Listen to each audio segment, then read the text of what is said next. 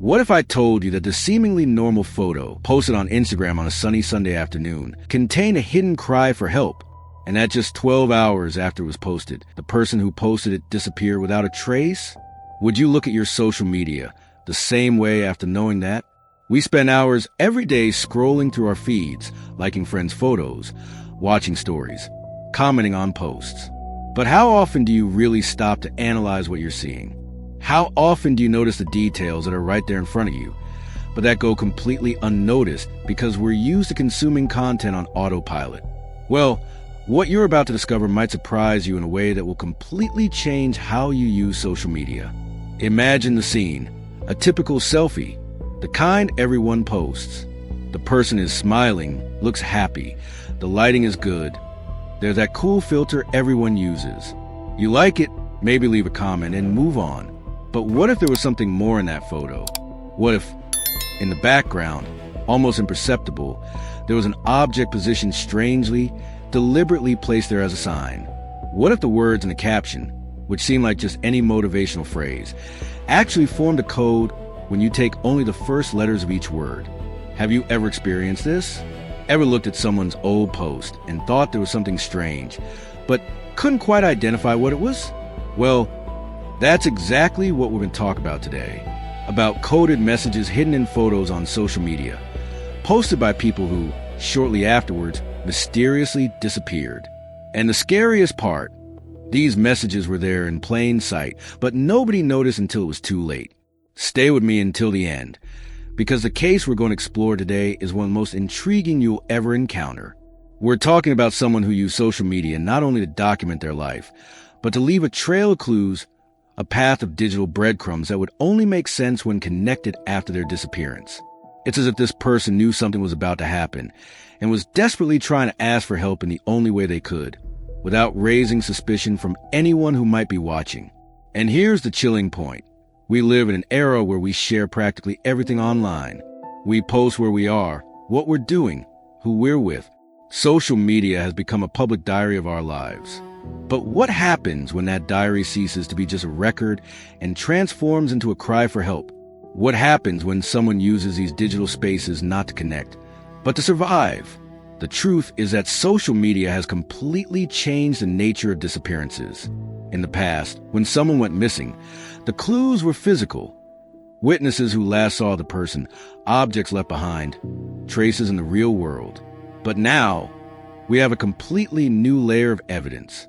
We have posts, stories, photos, videos, comments, likes, publication times, geographic location, and image metadata. Every online action leaves a digital footprint, and these footprints can tell stories that words never could. But here's the problem. Most of us aren't trained to see these messages. We aren't programmed to look for strange patterns, to notice when someone subtly changes the way they post, to identify when a photo contains more than it appears. And it's precisely this collective blindness that makes these coded messages so effective for those trying to ask for help, but also so dangerous because they can go completely unnoticed until it's too late. The case we're going to dissect today involves exactly that. An ordinary person with an active digital life who suddenly started posting photos that, at first glance, seemed completely normal.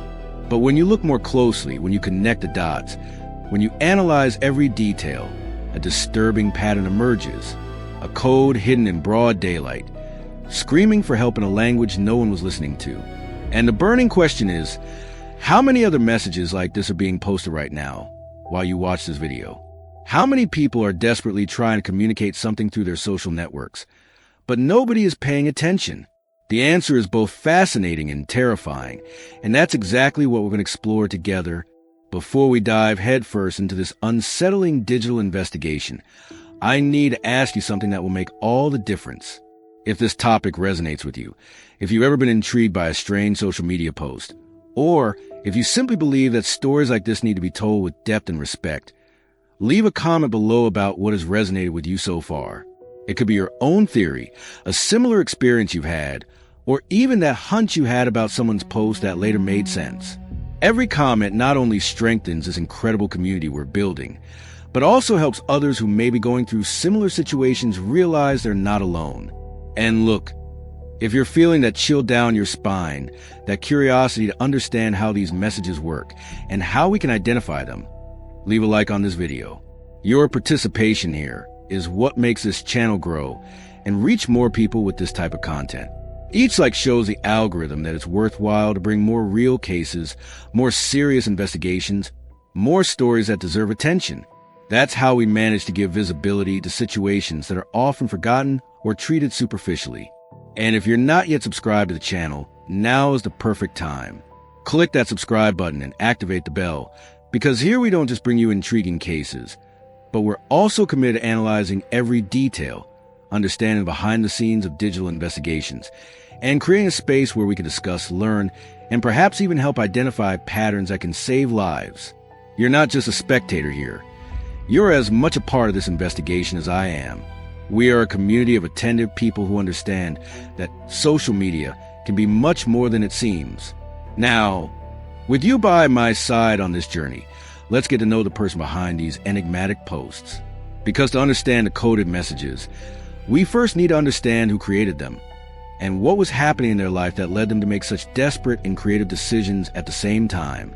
Now I want to delve even deeper into this subject, because to understand the hidden messages in those posts, we first need to know Marina.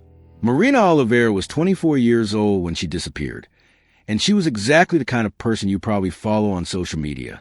She wasn't an influencer. She didn't have millions of followers, but she had an authentic and consistent online presence. She worked as a freelance graphic designer, lived alone in a small but charming apartment in the west side of the city, and used social media the way most of us do, to share everyday moments, connect with friends, showcase work projects, and of course, post that occasional photo of a beautifully presented breakfast. Marina's Instagram account had around 2,300 followers, a mix of friends, family, college classmates, and other designers she knew from the online creative community.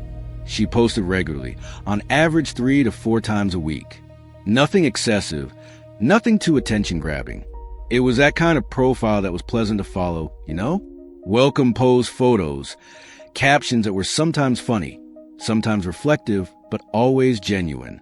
She had that lighthearted way of communicating that made people feel close to her, even through a screen.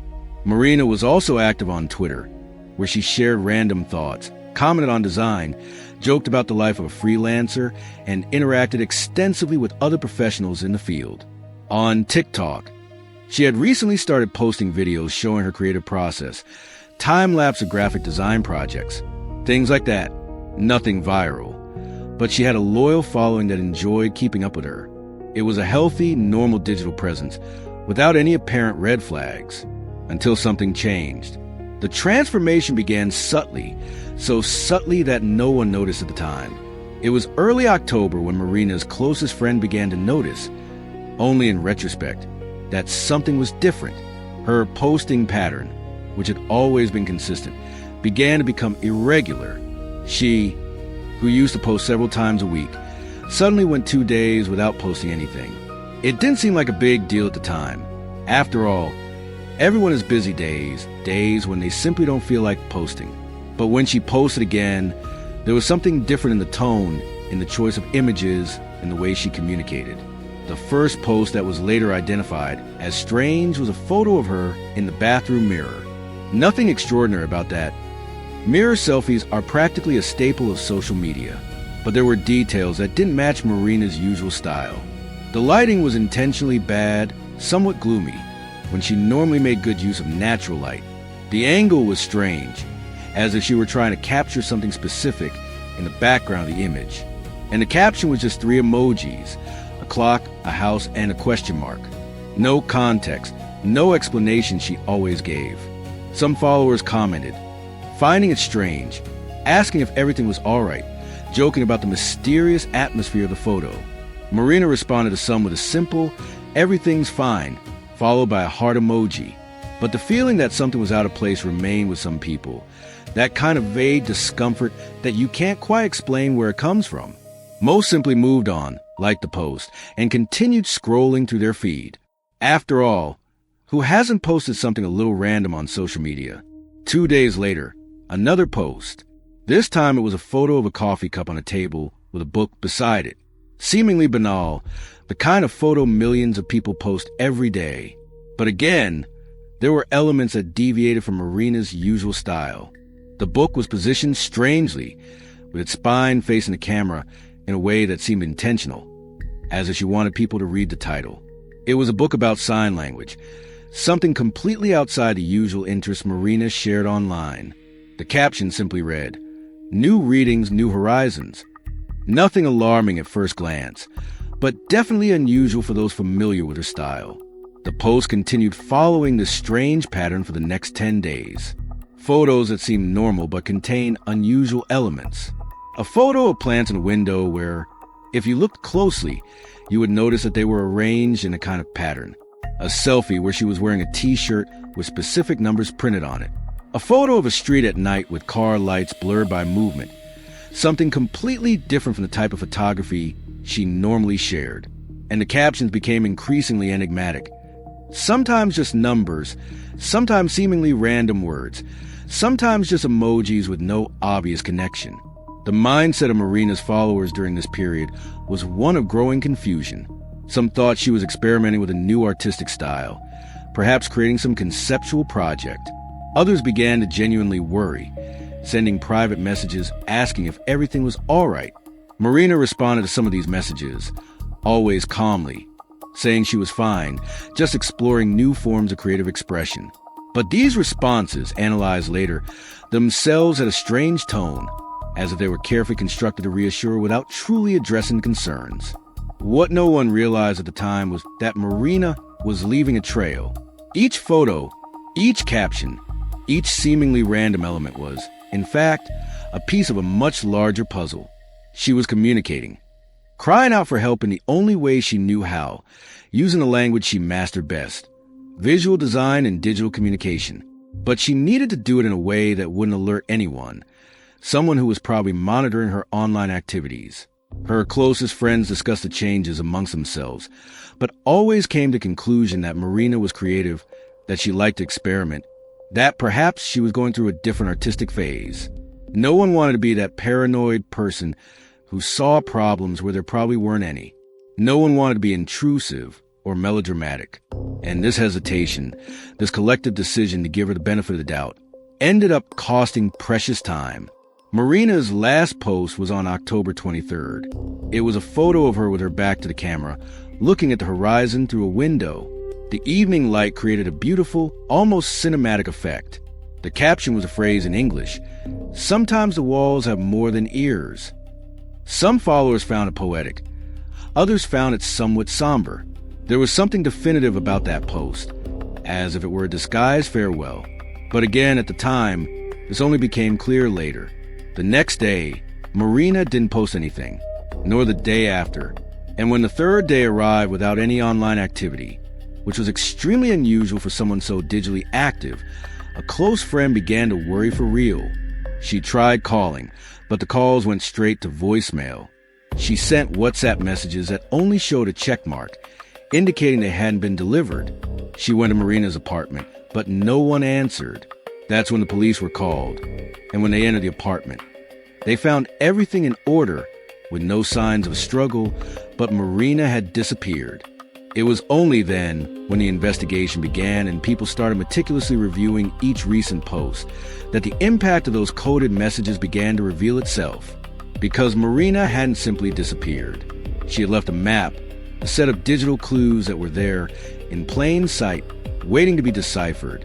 Her journey behind the scenes, a situation no one saw, was documented in every photo, in every caption, in every carefully positioned visual element. Comment below what I have noticed if you're wondering if you can identify these signs in real time. Now I want to delve even deeper into this matter, because when the police and Marina's friends began systematically analyzing each post from those last 10 days, what seemed to be just a set of strange photos turned out to be an intricate system of messages. And the more you delve into the details, the more chilling it becomes, because it becomes clear that Marina was desperately trying to communicate something without being able to do so openly. Let's start with the first photo that caught our attention in retrospect, that selfie in the bathroom mirror. At the time, as I said, some followers found it strange, but nothing alarming. But when image analysis experts were called in to examine the post, they noticed something no one had realized. Reflected in the mirror, far in the background and slightly out of focus, was a window.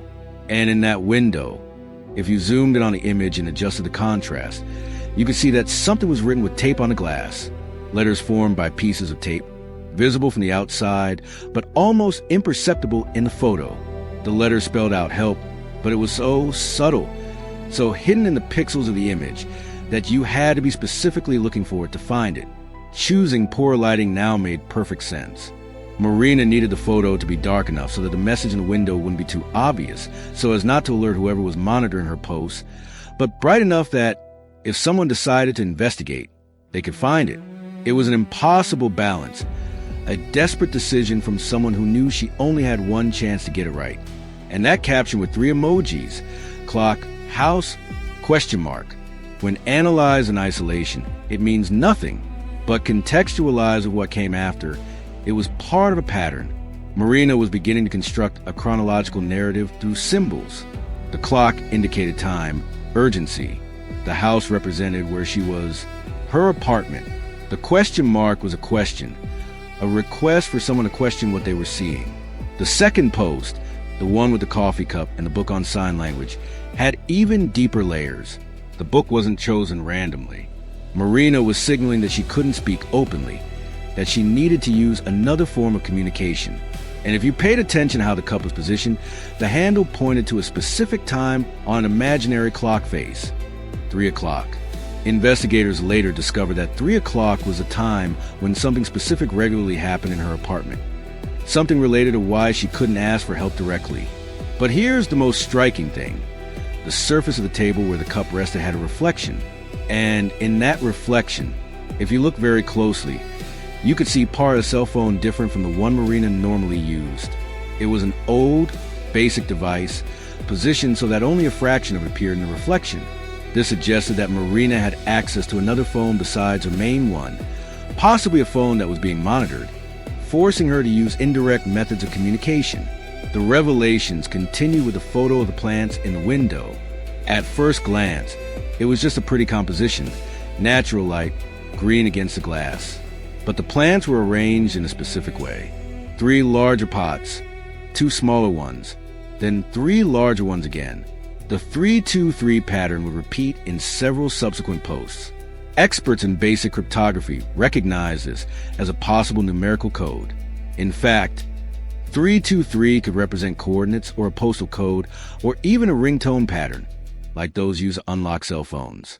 And the caption for that photo of the plants was, "Growing in adverse environments." It seemed like just a metaphorical reflection on resilience, the kind of thing people post on social media all the time.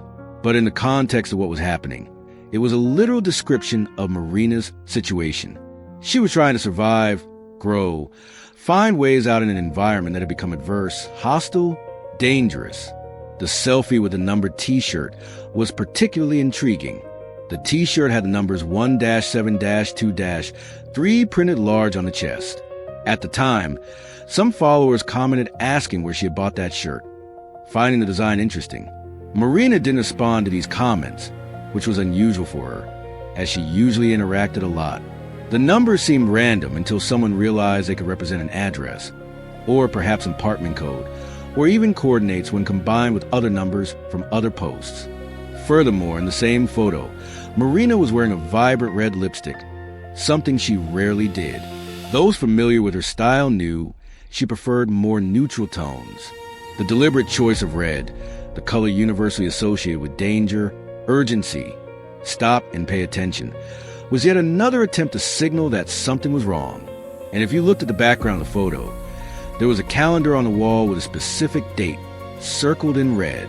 It was a future date, approximately 1 week after the post. The meaning of that date would only be understood later. The nighttime street photograph with blurred lights was perhaps the most artistic of all the strange posts, and for that very reason, many followers thought Marina was simply experimenting with long exposure photography. But there was intention in every element of that image. The car lights formed trails that, when you trace their trajectories, create a pattern resembling arrows pointing in a specific direction. And if you compare the angle of the photo with maps of the area where Marina lived, you could determine exactly from which window and in which direction she was photographing. The caption for that photo was simply, "Uncertain direction, unknown destination." Another double message, functioning both as a generic philosophical reflection and as a little description of her situation. Marina didn't know where things were going. She didn't know what her destination would be, but she was trying to leave clues about the direction that should be investigated. One of the most disturbing posts was a seemingly innocent photo of a meal, spaghetti with red sauce on a white plate. But the spaghetti was arranged in a strange way, almost as if Marina had written something with the strands before taking the picture. When analysts zoomed in and adjusted the image, they were able to identify what appeared to be letters formed by the strands of spaghetti. It wasn't clear enough to be absolutely certain, but several people swore they saw the letters forming words like no and free. The choice to use food as a means of communication was brilliant in its simplicity. Who would suspect that a photo of lunch contains a coded message? It's the kind of content so common on social media that it becomes invisible due to its omnipresence. And the caption simply read, "Preparing meals alone has been a journey."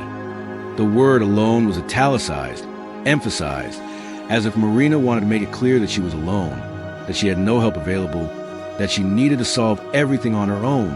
Another post showed a bookshelf. Marina had arranged the books so that their spines created a specific color pattern. Red, blue, green, green, red.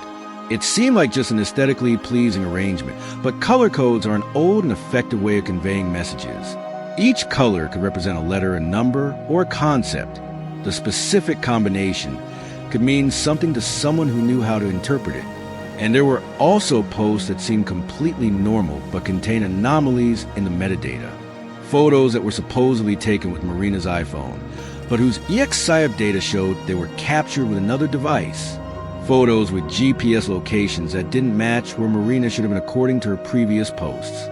These small technical details that most people never check, but which stand out as giant red flags to trained investigators. The collective impact of these posts, when analyzed together rather than in isolation, painted a chilling picture.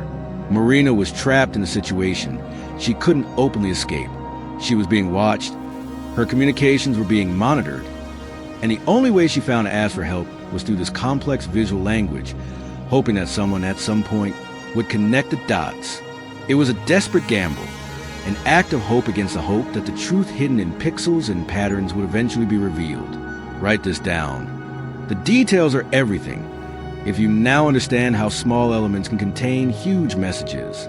Now I want to delve even deeper into the subject, because the moment Marina officially became a missing person marks a transformation in everything we've seen so far. It's the point where those strange posts ceased to be mere artistic curiosities and became crucial evidence of something far more sinister. And the way this happened reveals as much about how disappearances work in the digital age as it does about human nature and our reluctance to believe that the worst might be happening right under our noses.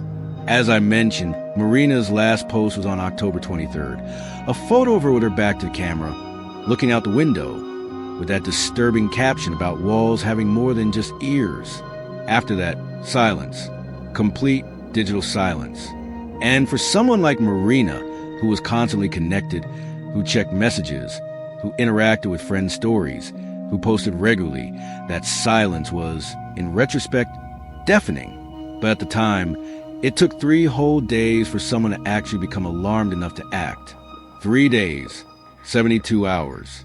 That might seem like a long time, especially considering how active Marina was online. But the truth is that in the modern world, we kind of normalize periods of digital absence.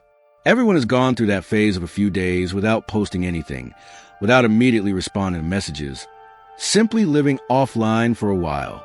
And that's exactly what people initially assumed about Marina. She was busy. She was tired of social media. She was doing a digital detox. The excuses we create to explain someone's silence are endless when the alternative is facing the possibility that something is really wrong. The first person to sense that something wasn't right was Julia, Marina's best friend since college. They had a habit of exchanging messages practically every day, even if they were just silly memes or comments about work. When the first day passed without a response from Marina, Julia wasn't too worried. On the second day, she sent a few more messages, called once, but when it went straight to voicemail, she thought maybe Marina's phone was out of battery or that she simply needed some time alone. It wasn't until the third day, when Julia realized that the WhatsApp messages weren't even being delivered, that chill down her spine began to creep in. Julia started calling other mutual friends. Had anyone seen Marina? Had anyone spoken to her in the last few days? The answer was always the same. No. But everything was probably fine. Marina sometimes disappeared for a while when she was very focused on a project. But Julia couldn't shake that feeling. She went back to Marina's Instagram and started scrolling through the feed, looking at the recent posts with a different kind of attention. And that's when she realized how strange those latest posts were. Individually, each one seemed merely peculiar. But together, viewed in sequence with the mindset that something might be wrong, they formed a disturbing pattern. Julia decided to go to Marina's apartment. It was a Saturday afternoon. The sky was cloudy. There was that tension in the air that precedes a storm. She rang the doorbell several times. Nothing. She knocked on the door. Silence. She tried calling again, and through the door, she could hear the sound of Marina's cell phone ringing inside the apartment. This made her freeze. Marina never, ever left her cell phone behind. It was practically an extension of her body, especially considering that she worked as a freelancer and needed to always be available for clients. It was at that moment that Julia made the decision to call the police. She spoke with the building's caretaker, explained the situation, and together they managed to get the building manager to authorize the opening of the apartment. When the door opened, what they found was both comforting and deeply disturbing. Everything was in order. There were no signs of a struggle, no mess, nothing to indicate violence. It was as if Marina had simply gone out for a walk and forgotten to come back. But there were details that didn't make sense. Her cell phone was on the kitchen table, with its battery fully charged and working perfectly. Her purse was hanging on the chair. Her wallet was inside the purse, with her documents and credit cards intact. The apartment keys were on the key holder next to the door.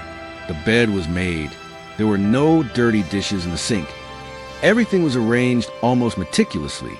It was as if Marina had organized everything before leaving, as if she knew she wouldn't be coming back. The police were officially notified at that moment. The officers who initially arrived treated the case with that standard approach for adult disappearances. She probably left of her own accord. She'll probably be back soon. Let's wait a bit before panicking. But Julia insisted that something was wrong, that Marina would never leave everything behind, especially her cell phone. That's when she showed the police her recent Instagram posts, explaining that there was something strange about them, that they weren't typical of Marina. One of the officers, a veteran named Sergeant Mendez, looked at the photos more closely. He had years of experience with missing persons cases, and something in those images triggered his investigative instincts. He asked Julia to gather more of Marina's friends and family, to bring anyone who might have information about her whereabouts or any recent changes in her behavior. And so, on that Saturday night, Marina's apartment filled with concerned people, all trying to understand what had happened. It was in this impromptu meeting that the real analysis of the post began. Someone suggested they look at each photo more closely, try to identify exactly what was so strange about them. They started sharing observations, each person noticing different details. Someone noticed the color pattern in the books. Another person noticed the numbers on the t-shirt. A designer friend pointed out that the composition of the photos was deliberately strange, as if Marina were trying to draw attention to specific elements. The transformation in that room was palpable. What began as concern mixed with hope that perhaps Marina would appear at any moment became a growing certainty that something very serious had happened. People started taking screenshots of each post, enlarging images, making notes. It was as if suddenly everyone had become amateur detectives, desperate to decipher the messages Marina had left behind. Marina's family, who lived in another city, was contacted. Her parents took the first available bus and arrived on Sunday morning. Marina's mother, Sylvia, broke down when she saw her daughter's empty apartment. She knew, with that certainty that only mothers have, that something terrible had happened.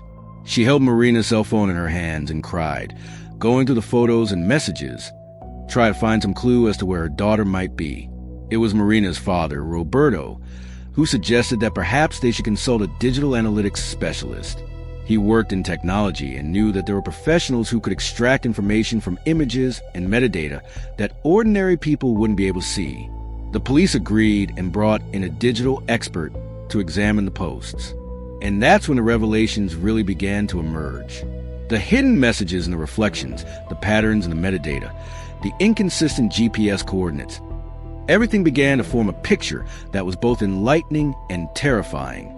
The impact of this discovery was immense, because now it was no longer just a person who had mysteriously disappeared. It was someone who had deliberately left a trail of clues, someone who knew they were in danger and had done everything possible to communicate this within the limitations they had. Marina had transformed her social media into a coded cry for help, hoping that someone would be attentive enough, to decipher the message before it was too late. The mindset of the investigation had completely changed. This was no longer treated as a case of an adult who had left of her own accord. It was now officially a missing person investigation with suspicion of crime. Teams were mobilized, experts were called in, and every detail of those posts was analyzed with the rigor of forensic evidence. Because everyone now understood that Marina had left exactly what the police needed to find her, they just needed to be able to interpret the language she had used. And here's the most agonizing part. How many days were lost? If someone had noticed the signs sooner, if someone had questioned those strange posts when they were published, could Marina have been found in time? These questions tormented everyone involved, especially the friends who had seen the posts, who had found them strange, but who hadn't acted. The collective guilt was heavy, even though rationally everyone knew they couldn't have predicted what was happening. Comment below. Would I have acted sooner? If you're wondering if you would have had the courage to trust your own instincts. Now I want to delve even deeper into this subject, because we've reached a point where those seemingly random posts began to reveal their secrets. And when you understand how each piece of the puzzle was deciphered, it's impossible not to feel chills realizing the level of intelligence and desperation that Marina demonstrated in creating this complex communication system. Let's break down exactly what was discovered and how the investigators managed to transform pixels and patterns into concrete information that would completely change the course of the investigation. The first major breakthrough came from analyzing the metadata in the photos. For those who don't know, metadata is technical information embedded in image files, such as which camera was used, exposure settings, and crucially, GPS coordinates of where the photo was taken. Most people have no idea this information exists, much less how to access it. But Marina did, and she used it to her advantage brilliantly. When the digital forensics expert began extracting metadata from Marina's latest posts, he immediately noticed something strange. Several photos supposedly taken in her apartment had GPS coordinates that didn't match the known address. Initially, this could be explained as GPS error or signal interference, things that happen. But when he plotted all the coordinates on a map, a pattern emerged. The coordinates weren't scattered randomly. They formed a line, a trajectory that led from Marina's apartment to a specific area of the city. Even more interestingly, one of the photos had coordinates pointing to a completely different location, an industrial area on the outskirts of the city, a place where Marina had theoretically never been. But here's the crucial detail. That specific photo had been taken with an iPhone, according to the metadata. But Marina was using an Android phone. Someone had purposefully altered the metadata of that image before posting it. And the only logical explanation was that Marina was trying to indicate a specific location without being able to say it openly. The transformation in the investigation room, when this discovery was made, was instantaneous. Teams were immediately dispatched to the address indicated by the coordinates. It was a complex of semi-abandoned warehouses, the kind of place you drive past and don't even notice it exists. And although they didn't find Marina there at that moment, they found evidence that someone had recently been in one of the warehouses. Fresh tire tracks, discarded food packaging, signs of temporary occupation. It was a concrete clue, a real direction to follow. But the metadata was just the beginning. Visual analysis of the images revealed even deeper layers of communication. Remember that photo of the bookshelf with the color pattern? A cryptographer consulted by the police recognized it as a possible color-based code. He applied several known decoding systems, and one of them worked. Each color represented a number, Red was 1, blue was 2, green was 3. The sequence red, blue, green, green, red translated to 1-1-3-3-1. This number initially meant nothing to the investigators, but then someone suggested it might be a cell phone unlock pattern, and when they tested it on Marina's cell phone, which had been found in the apartment, the pattern worked. The phone unlocked, revealing messages and apps that were previously inaccessible. Inside were deleted conversations that were recovered, browsing history that pointed to searches on how to ask for help in risky situations, and a notes folder with addresses and times that began to paint a much clearer picture of what had happened. The photo of the plants on the windowsill, with that 323 pattern, turned out to be a completely different kind of code. An investigator experienced in kidnapping cases suggested that numbers and repeating patterns sometimes represent time signatures, the frequency of events. And indeed, when they cross-referenced this information with other data, they discovered that 323 could mean 3 times a day, 2-hour intervals for 3 days. This corresponded to a pattern of visits or checks that someone was making, possibly the person who was keeping Marina captive or monitoring her movements. The selfie with the numbered t-shirt 1-7-2-3 turned out to be even more ingenious. In isolation, the numbers meant nothing. But when one of Marina's friends remembered that she was fascinated by basic cryptography and had even taken an online course on the subject, they tried applying a simple cipher. Using the Caesar cipher, where each number represents a letter of the alphabet, 1-7-2-3 translated to AGBC, still seemingly meaningless, until someone realized they could be initials. And indeed, when they investigated, they discovered that there was a person with those exact initials who had a peripheral connection to Marina, someone she had recently met through work. The revelation of these codes yielded not only tactical information about where to look and whom to investigate, but also profound insights into Marina's mental state during those final days. She was clearly under immense pressure, yet maintained sufficient mental clarity to create and execute this complex communication system. The mindset required to do this while presumably in constant danger is impressive. It demonstrates not only intelligence, but an ironclad determination to survive, to leave traces, to not disappear silently. The photo of the pasta arranged to form letters was enlarged and processed with pattern recognition software. What appeared to be a random arrangement of pasta revealed words when the image was converted to black and white, and the contrast was increased. The words were fragmented, difficult to read completely, but certain portions were clear. No, alone, help, time. It was a desperate message written in the only way Marina could at that moment, knowing the photo would be posted, but hoping that someone would eventually look beyond the surface. The posting times also formed a pattern that initially went unnoticed. Marina always posted at varying times, without any specific regularity. But during those last 10 days, all the posts were made at very specific times: 10:23 a.m., 3:47 p.m., 7:12 p.m., and so on. When a data analyst plotted these times on a graph, they noticed that the minutes, when added together, always resulted in multiples of 7. This couldn't be a coincidence. The number 7 repeated itself in several subtle ways throughout the posts, and investigators began to suspect that it might represent something significant, perhaps an apartment number, a date, or even a code that Marina had previously established with someone. The last photo, the one of Marina with her back to the camera, looking out the window, perhaps contained the clearest message of all: when you knew where to look. The caption, "Sometimes the walls have more than ears," was an obvious reference to the proverb, "Walls have ears," implying that she was being listened to, monitored. But the more then added another layer. The walls had more than ears, they had eyes too. Cameras.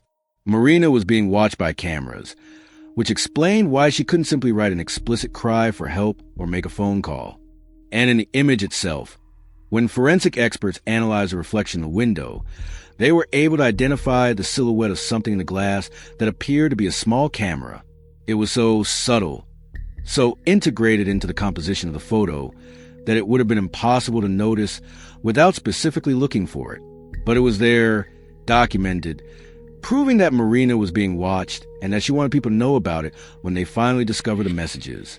The cumulative impact of all these discoveries was to completely transform the investigation. What began as a mysterious disappearance now had form, direction, potential suspects, and locations to investigate. Each deciphered code opened new doors, revealing new hidden truths that Marina had desperately tried to communicate.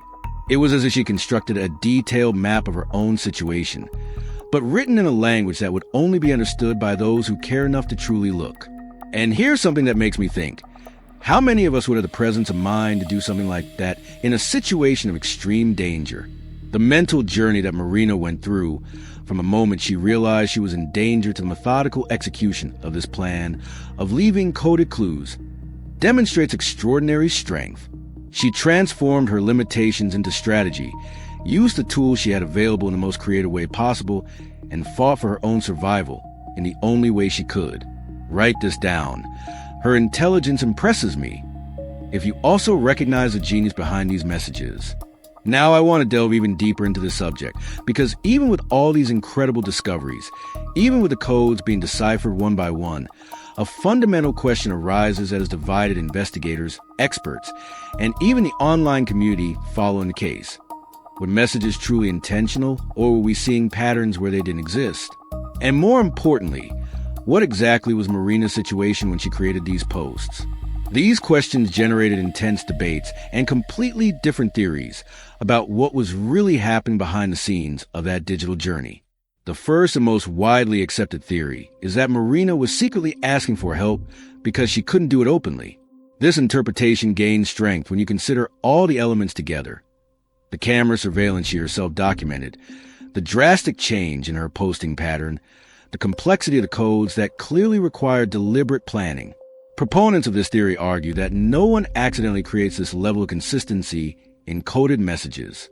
Every photo, every caption, every technical detail pointed in the same direction, forming a coherent narrative of someone in danger trying to communicate their situation without alerting those who were watching them. The forensic psychologist consulted in the case, Dr. Carla Mendez, firmly believes in this interpretation. She explains that when people are in situations of captivity or coercive control, they often develop creative forms of communication that go unnoticed by their captors, but can be identified by those who know the person well. Marina, being a designer and having knowledge of visual communication, was perfectly positioned to use these skills as a survival tool. The mindset of someone in this situation oscillates between despair and extreme focus, and Marina's posts reflect exactly that. Carefully constructed messages under immense pressure. The strongest evidence for this theory comes from the temporal progression of the posts. They didn't start out complex. They evolved. The first messages were more subtle, almost experimental, as if Marina were testing what she could do without being detected. As the days passed, the messages became more elaborate, bolder, as if she were gaining confidence in the system or becoming more desperate. This gradual transformation is exactly what you would expect from someone developing a strategy in real time, adapting to circumstances, making decisions about how much risk they could take. But there is a second, equally intriguing theory. Marina knew something was going to happen to her and deliberately left these clues before the event. This interpretation suggests that Marina had prior knowledge that she was in danger. Perhaps she received threats. Perhaps she was involved in something she knew could have serious consequences. In this scenario, the posts were a form of insurance, a way to ensure that if something happened to her, there would be a trail to follow. Those who defend this theory point to the methodical nature of the posts. If Marina were creating code under pressure, in a situation of active captivity, there would be more likely to be inconsistencies, errors, and signs of panic. But the messages were almost perfectly executed, each one systematically complementing the other. This suggests prior planning, time to think, and structured communication. Furthermore, the fact that Marina altered photo metadata requires technical knowledge and access to specific tools, things that would be difficult to obtain if you were already in captivity when the posts were made. There are also details in the posts that seem to anticipate future events. That circled date on the calendar that appeared in the background of a photo, for example, was exactly 1 week before Marina disappeared. If she was already in captivity when she made that post, how would she know that something significant would happen on that specific date? This suggests that Marina had prior information, that she was preparing for something she knew was coming. But here comes the third theory, and this one is more controversial. Could it be that the messages weren't as intentional as they seem, and that we were simply interpreting coincidences after the fact? This theory of investigative apophenia, which is our tendency to see meaningful patterns in random data, cannot be completely dismissed. Some skeptics argue that when you desperately search for patterns, especially in an emotional case like a disappearance, your mind starts connecting dots that perhaps shouldn't be connected. These skeptics point to historical cases where investigations uncovered hidden messages that later turned out to be exaggerated interpretations of coincidences. They question, did the books arranged by color really form a code, or was Marina simply organized at her bookshelf in an aesthetically pleasing way? Did the numbers on the t-shirt have real meaning, or were they just a design she found interesting? The honest answer is that without direct confirmation from Marina, there is always an element of uncertainty. However, even the most ardent skeptics admit that there are elements that are difficult to explain as coincidence. The altered GPS coordinates, for example, require deliberate action. There's no way to accidentally change a photo's metadata to point to a specific location, and the fact that that location ended up having evidence of recent occupation makes it extremely unlikely to be mere coincidence. Similarly, the pattern of posting times always resulting in multiples of 7 is statistically very unlikely to happen by chance in so many consecutive posts. There is also a fourth theory, perhaps the most disturbing. Marina was being forced to create these posts by someone who wanted to give the impression that she was okay, but she managed to insert distress signals within the content she was ordered to post. This theory suggests an even more sinister level of control and manipulation.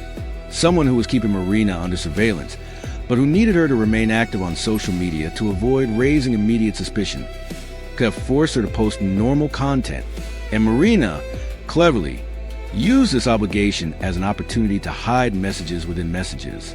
Evidence for this theory includes the fact that Marina continued posting regularly even when, according to other clues, she was clearly in danger. If she had simply stopped posting, it would have raised immediate alarms among friends and family. But by continuing to post, even with strange content, she maintained an appearance of normalcy that delayed the rescue response. This would be exactly what a clever captor would do, force the victim to maintain an active digital presence. And Marina, being who she was, would have been clever enough to subvert these orders by inserting her own codes. The impact of these different theories on the investigation was significant because each led to different approaches. If Marina was in active captivity when she made the posts, the focus should be on tracing signs of where she might be being held. If she had prior knowledge and was preparing, the investigation should focus on her life in the preceding weeks, who she had contact with, and what situation she was involved in. If the messages were imposed by a captor, then there was someone specific with technical knowledge and access to Marina who needed to be identified. The truth is that there are probably elements of truth in several of these theories.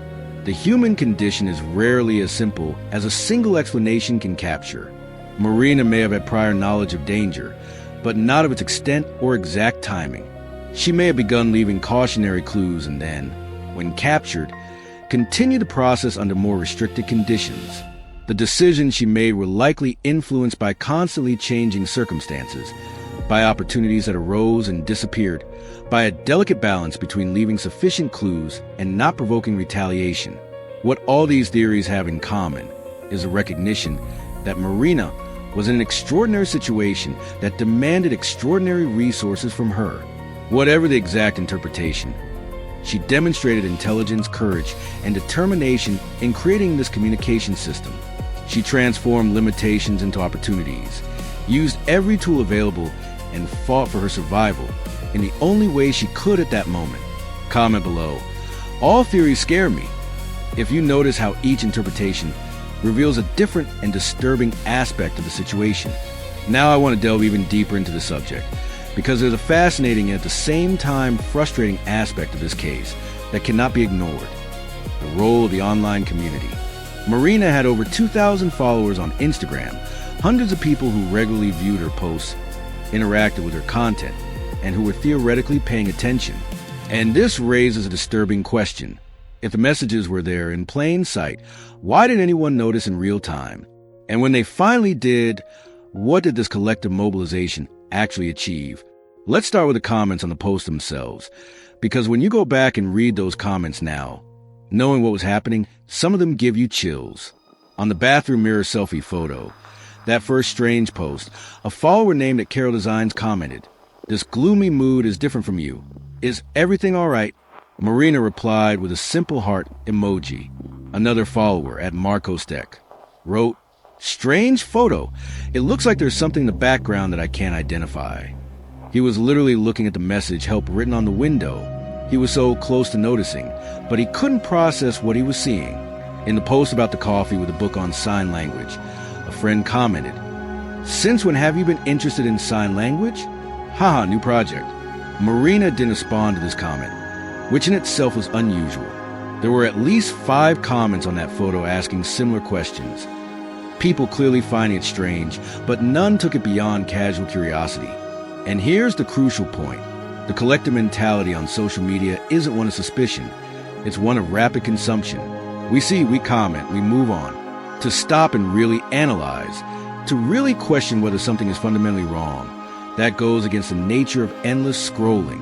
In the photo of the strangely arranged plants, a user named at Plantasmes wrote, "Interesting arrangement. Does it have any special meaning?" Yes, it did. There was a complex code hidden there.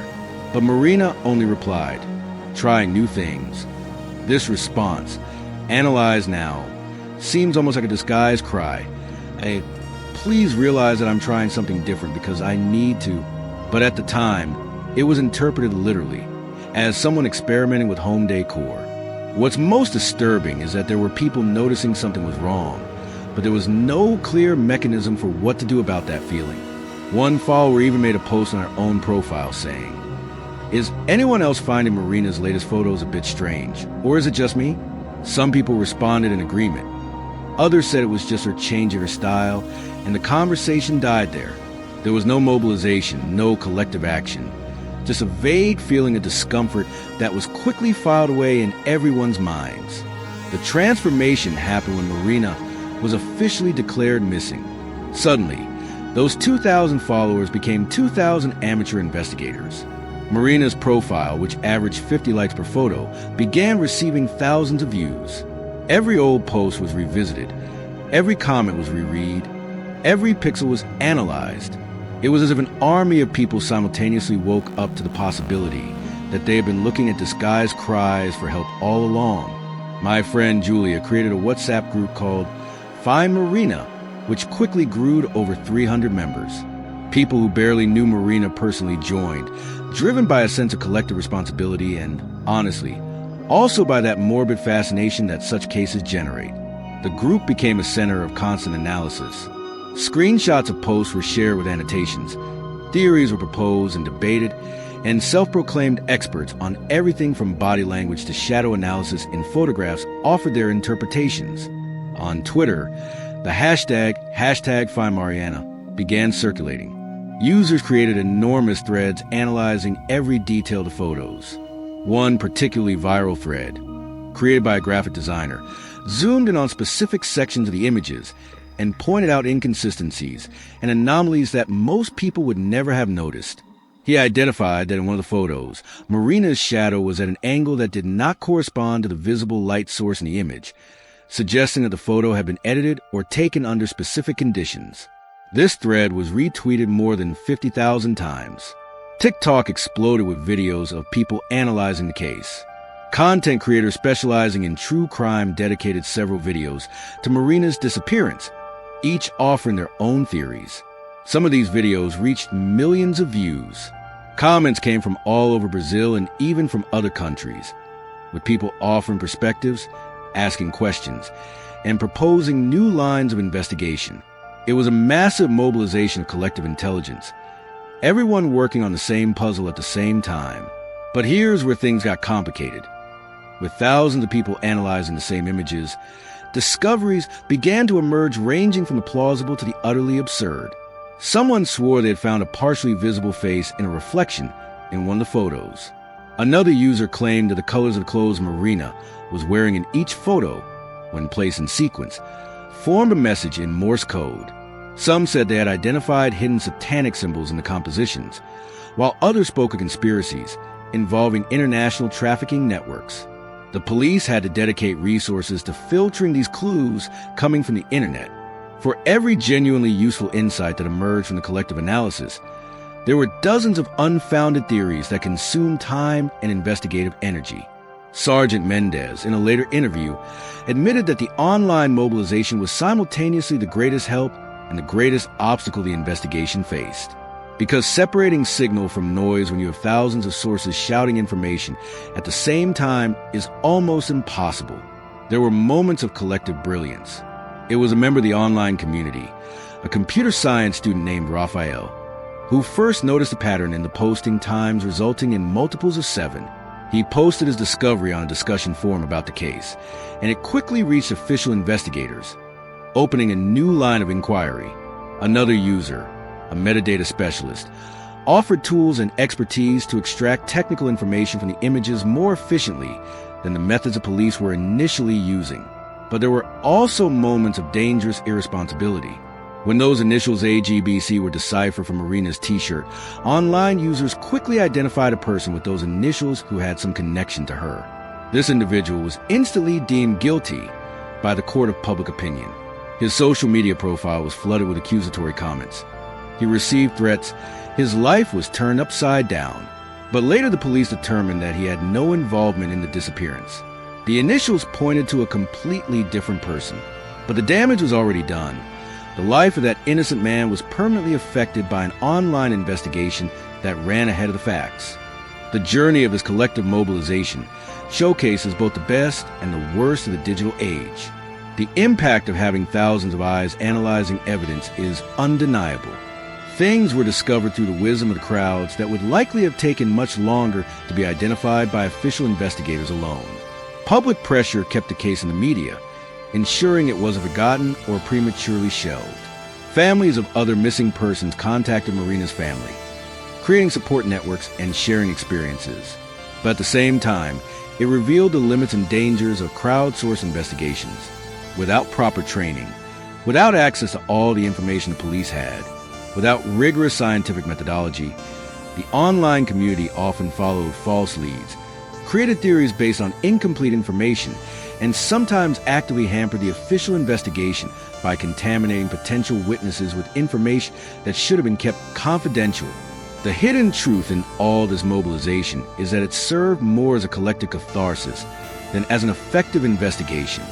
People wanted to feel they were doing something, that they were contributing, that they weren't just passive spectators of tragedy. And there is value in that. There is power in keeping public attention focused, in not letting cases like this disappear from collective consciousness. But the line between helping and hindering is dangerously thin, and was crossed repeatedly during this process. Write this down. I would be a responsible investigator if you believe you could strike a balance between helping and not interfering negatively. Now I want to delve even deeper into the subject, because while the online community was buzzing with amateur theories and analyses, the police were conducting a much more systematic and technically sophisticated investigation behind the scenes. And what they did with those digital clues represents a complete transformation in how disappearances are investigated in the 21st century. Because for the first time in history, we have cases where the victim leaves such a rich digital trail that it practically narrates their own story, if you know how to read the data. The police's first strategic decision was to create a specialized task force that combined traditional investigators with experts in digital crime. Sergeant Mendez led the team, but alongside him was a digital forensics specialist named Dr. Eduardo Campos, who had over 15 years of experience extracting evidence from electronic devices and social media. The mindset of this hybrid team was essential because they needed to translate technical language into actionable investigative clues, and vice versa. The forensic analysis of the images went far beyond what any ordinary user could do. While people online were enlarging photos on their cell phones, the police used specialized software that could detect pixel-level manipulations, identify editing layers, reconstruct original versions of altered images, and extract data invisible to human eye. Each photo posted by Marina was subjected to this rigorous process. They created a database with all the anomalies found, inconsistencies in lighting, objects that appear to have been digitally added, areas where the image showed signs of multiple compression indicating successive edits. One of the most important revelations came from analyzing a photo that seemed completely normal, the one of the coffee on the table. The analysis software detected that the image had been edited to increase the brightness in a specific area of the background. When they reversed this edit and looked at the original image, they were able to see much more clearly what was in that area. A piece of paper with something written on it. The writing wasn't perfectly legible yet, but it was clearly intentional. Experts in optical character recognition worked on that section of the image, applying filters and algorithms, until they were able to identify what appeared to be a partial address. Metadata tracking has become one of the most productive lines of investigation.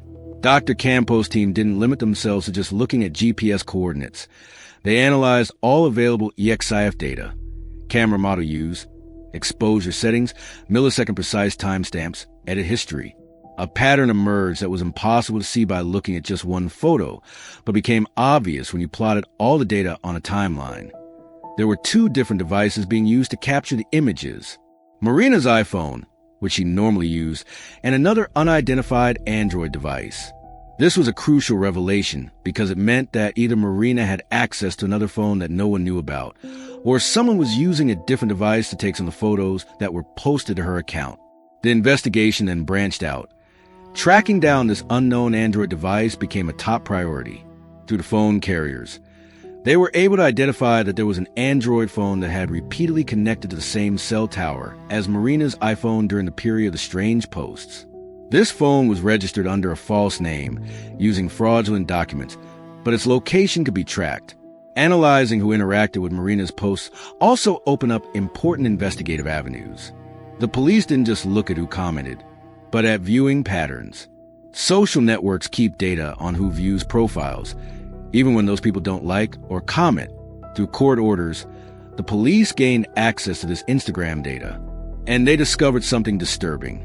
There was a profile that viewed each of Marina's posts within minutes of them being published, but never interacted publicly. This profile was only a few weeks old, followed a few people, and had no posts of its own. It was clearly a profile created specifically to monitor Marina. When they investigated the IP address associated with that profile, they discovered it was being accessed from multiple locations, including one of the industrial warehouses that the falsified GPS coordinates had indicated. This connection transformed that location from a possible lead-in to a critical point of interest. Surveillance teams were discreetly positioned in the area, monitoring activities, recording vehicle license plates, and documenting movement patterns. The police also brought in cryptography experts, specifically a Federal University professor named Dr. Beatriz Santos, nationally recognized for her work in codes and ciphers. She was introduced to all the elements that had been identified in the posts, the colored patterns, the numbers, the time sequences, everything. And she approached this as a layered encryption system, where each element could be either an independent message or part of a larger message when combined with other elements. Dr. Beatriz identified that Marina was using a technique known as steganography, which is a practice of hiding messages within other messages or media. It wasn't just about what was visible in the photos, but about what was hidden in the technical data of the images, in the seemingly aesthetic choices that actually carried coded meaning. She created a complex matrix where she plotted all the identified elements, and patterns began to emerge that no one had seen before. Sequences of numbers that seemed random, when organized according to specific cryptographic principles, formed additional coordinates, times, even possible phone numbers. The transformation that the digital age has brought to missing persons investigations becomes evident when you compare it to cases from just a decade ago. Previously, investigators relied on eyewitnesses, physical evidence, and basic phone records. Now, every online action leaves a digital footprint that can be traced, analyzed, and correlated. But this also means that criminals need to be more sophisticated, and in Marina's case, there was clear evidence that whoever was involved had considerable technical knowledge. An investigation into Marina's online behavior patterns revealed subtle but significant changes in the weeks leading up to her disappearance. Sentiment analysis applied to her tweets showed a gradual shift from a generally positive and humorous tone to something darker and more ambiguous. She had begun following accounts related to personal safety, victims' rights, and organizations supporting women in vulnerable situations. Her Google searches, retrieved through her synchronized account, included terms such as how to ask for help without a phone, coded messages, and what to do if you're being watched. This painted a clear picture. Marina knew she was in danger and was actively researching ways to protect herself and ask for help. One particularly innovative aspect of the research was the use of artificial intelligence to analyze the images. Machine learning algorithms were trained to identify anomalies in Marina's photos by comparing them to thousands of her previous photos.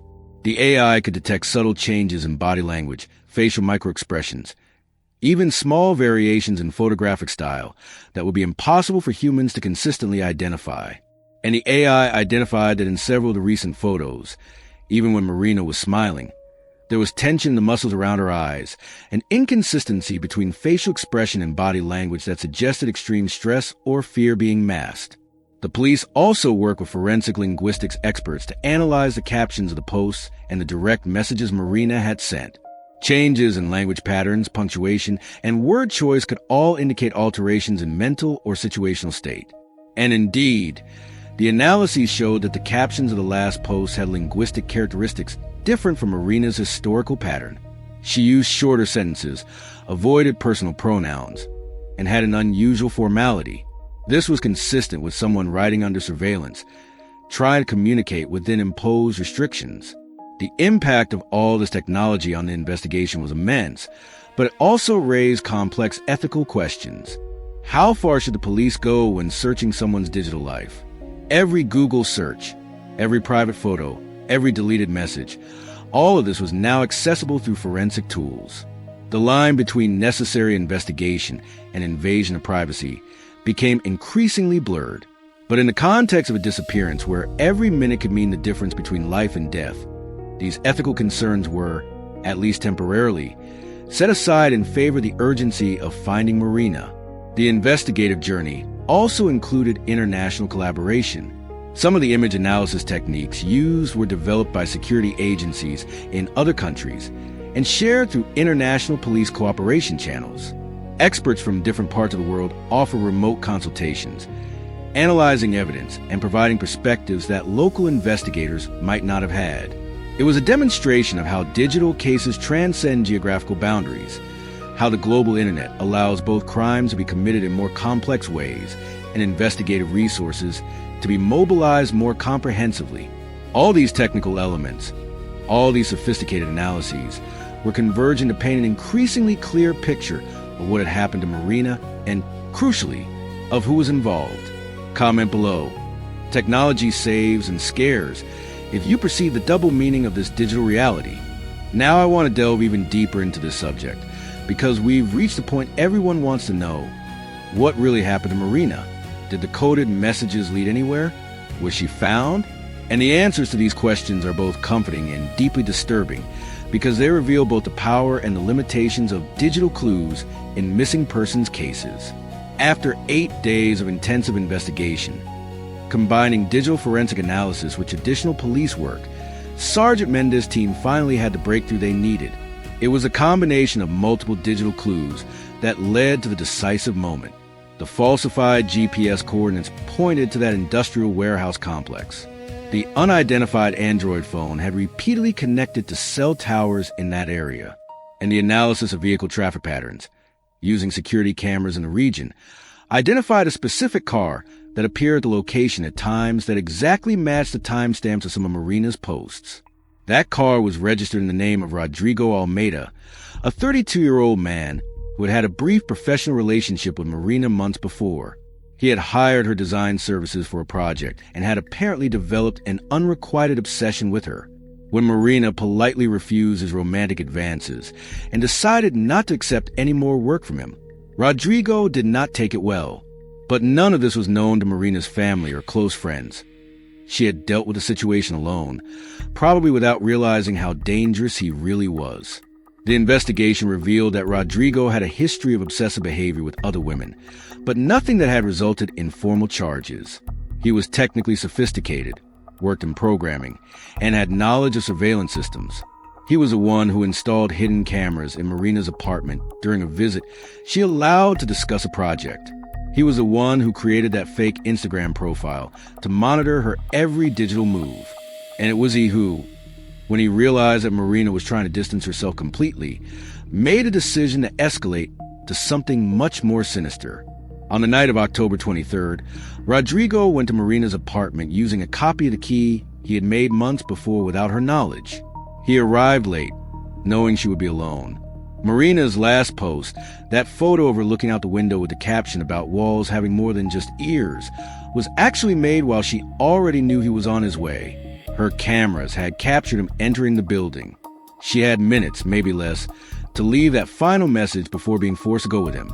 Rodrigo took her to one of the industrial warehouses, the same one indicated by the GPS coordinates. His plan, as he later confessed, was to keep her there until she understood that they were meant to be together. The mentality of someone capable of this type of behavior is deeply distorted, a mixture of romantic delusion and a need for absolute control. And it was during this period of captivity that Marina managed, at times when Rodrigo needed to leave for work or to get supplies, to use his own cell phone to access his social media and make those coded posts. Rodrigo had insisted that Marina continue posting normally so as not to raise suspicions, and she used that against him. He lacked sufficient knowledge of visual design and coding to realize what Marina was doing.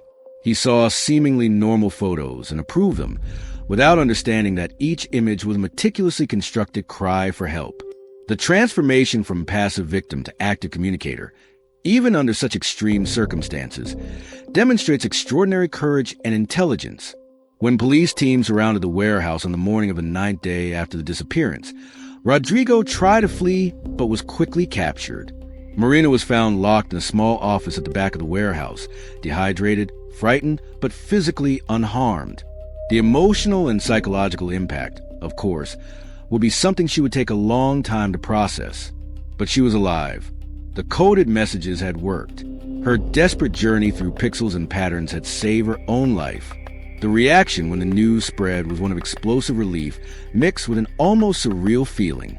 The online community that had been analyzing every detail of the photos celebrated as if they had personally contributed to the rescue, and in a sense, they had. Public pressure kept the case a high priority. The amateur analyses, despite their flaws, had identified elements that were later confirmed by the official investigation. It was a collective effort, coordinated and uncoordinated at the same time, that demonstrated both the best and the worst of the digital age. Marina was hospitalized for evaluation and care. The family was finally able to embrace her, cry with relief, and begin the long healing process.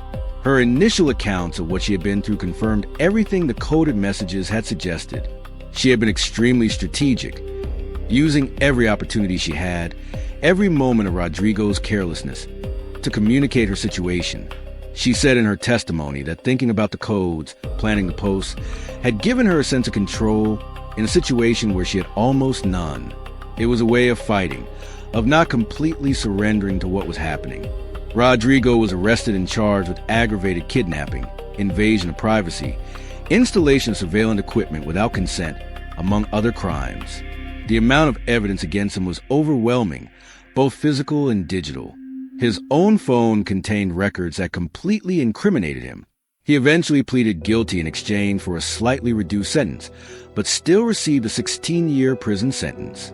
During the trial, it became clear that he did not understand the gravity of what he had done, continuing to refer to the imaginary relationship he had with Marina as if it were real, as if he were the victim of a misunderstanding. The revelations of the case had repercussions that went far beyond the individual fate of Marina and Rodrigo. The case became a benchmark study on how disappearances in the digital age should be investigated.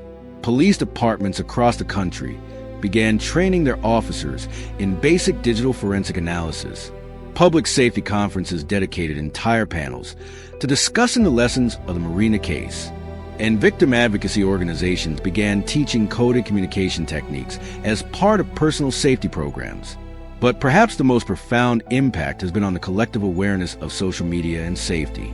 People began to understand that changes in online behavior can be signs of danger.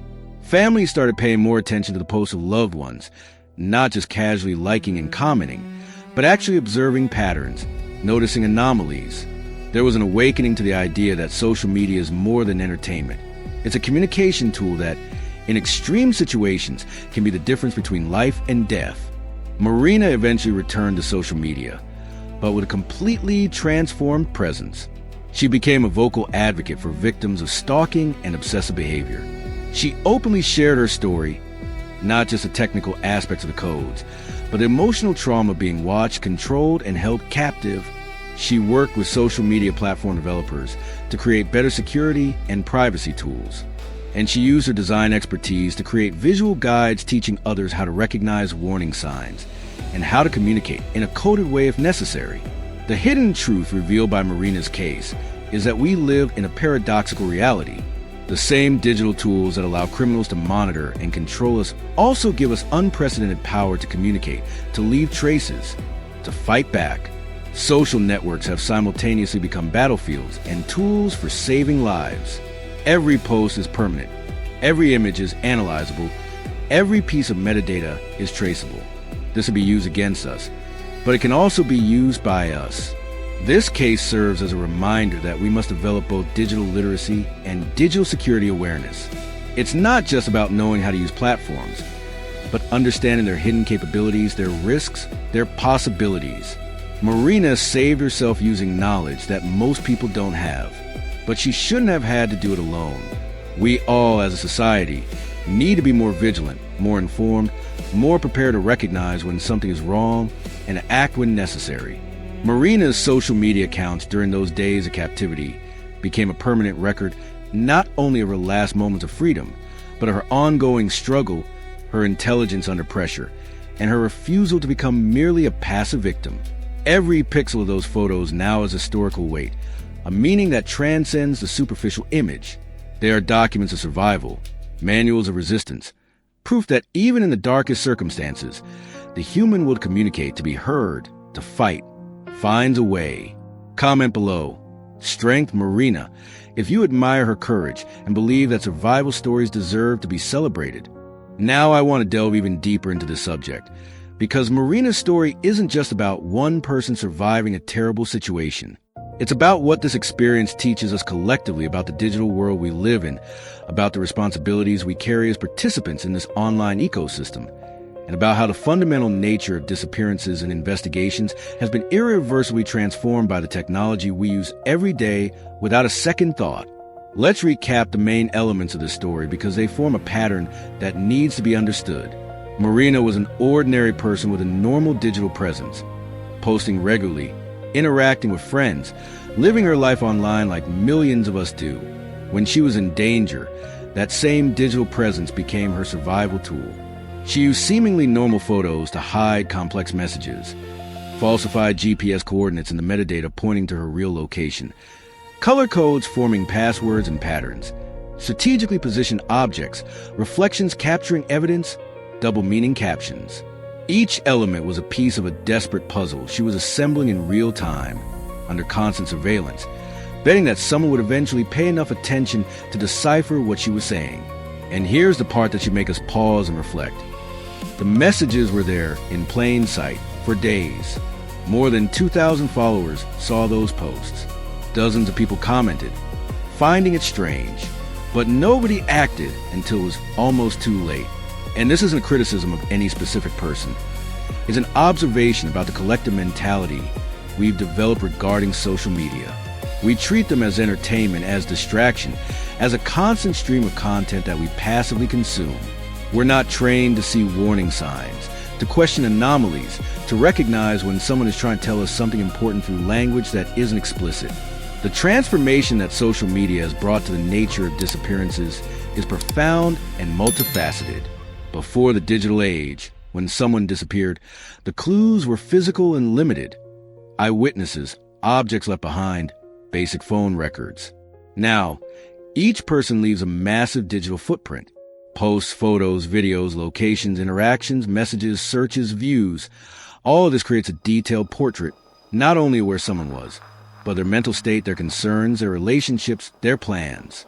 And in cases like Marina's, this digital footprint may contain intentional messages left specifically to be found. But this transformation cuts both ways.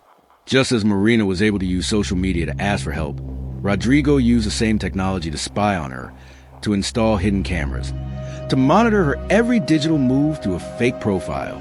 Technology amplifies both our capacity to help and to harm. And this duality is something we will have to learn to deal with as a society, because it will not disappear. It will only become more complex as technology advances. One of the most important lessons from this case is about changes in online behavior. Marina didn't start by posting obviously coded messages. There was a progression, a gradual shift in her content pattern.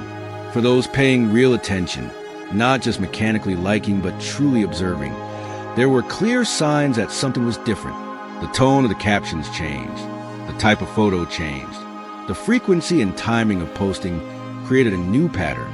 These changes are noticeable if you know the person well and are paying genuine attention. And this leads me to a question we all need to ask ourselves. How many cries for help are going unnoticed every day on our timelines?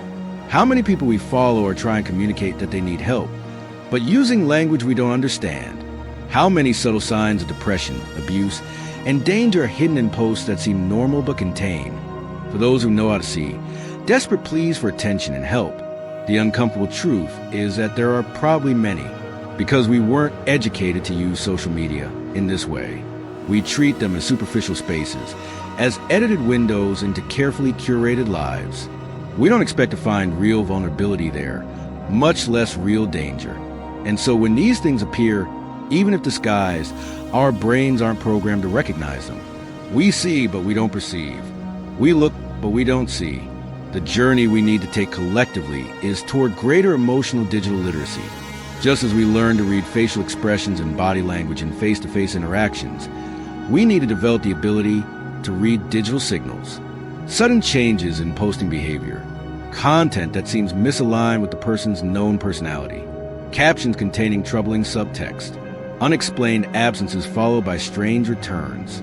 These patterns exist, and when we understand what to look for, they become more obvious. But here's the delicate balance we need to strike. How we pay genuine attention without becoming paranoid vigilantes who see crisis in every post.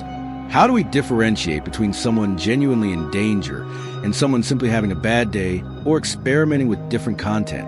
The answer isn't simple, but it starts with truly knowing the people we follow, not just consuming their content, but understanding their patterns, their rhythms, their personalities. When you know someone well, significant deviations naturally stand out. And when you notice something that seems wrong, what do? The lesson from Marina's case is that it's better to act and be wrong than to hesitate and be right. Those who noticed her posts were strange, but did nothing now carry the weight of knowing they could have helped sooner.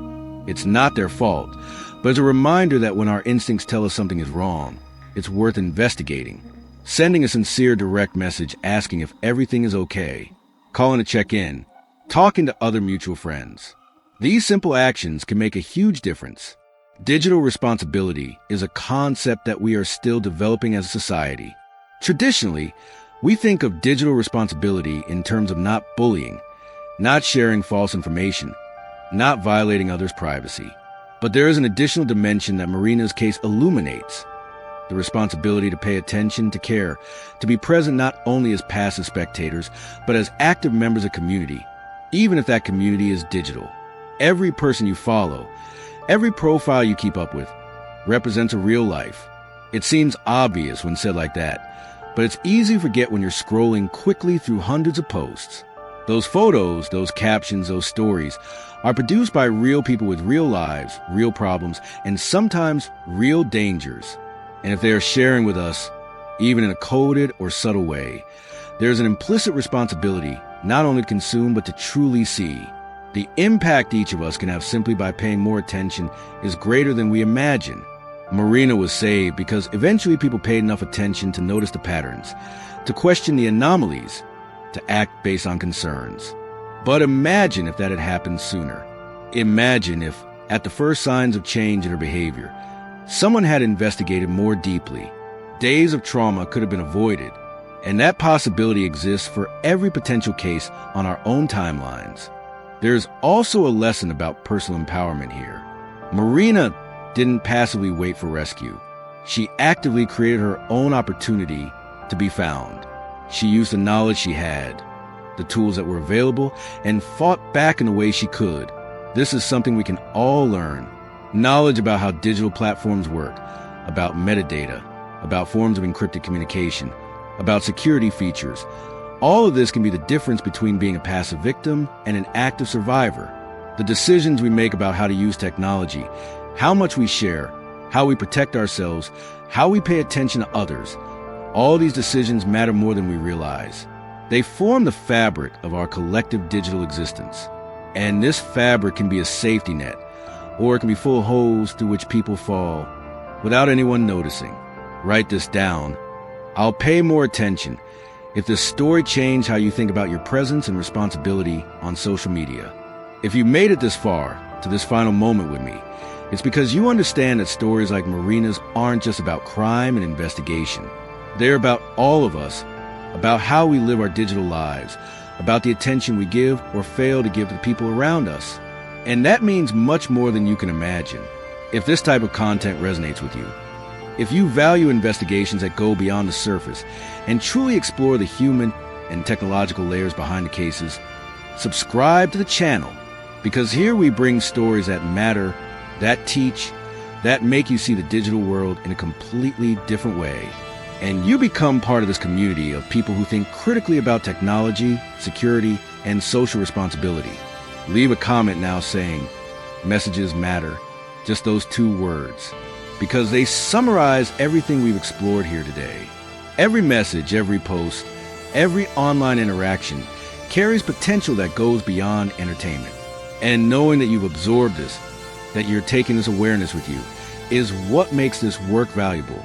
If Marina's story touched you in any way, if you felt that connection with her struggle, with the intelligence she demonstrated, with the lessons we can learn, leave a like.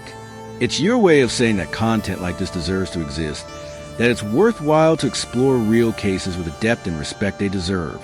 And look, there's a video over here about another case of a group disappearing and leaving the same phrase written on the walls. Click and continue watching it. You have much more to explore together.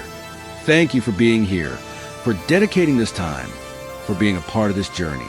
See you in the next case.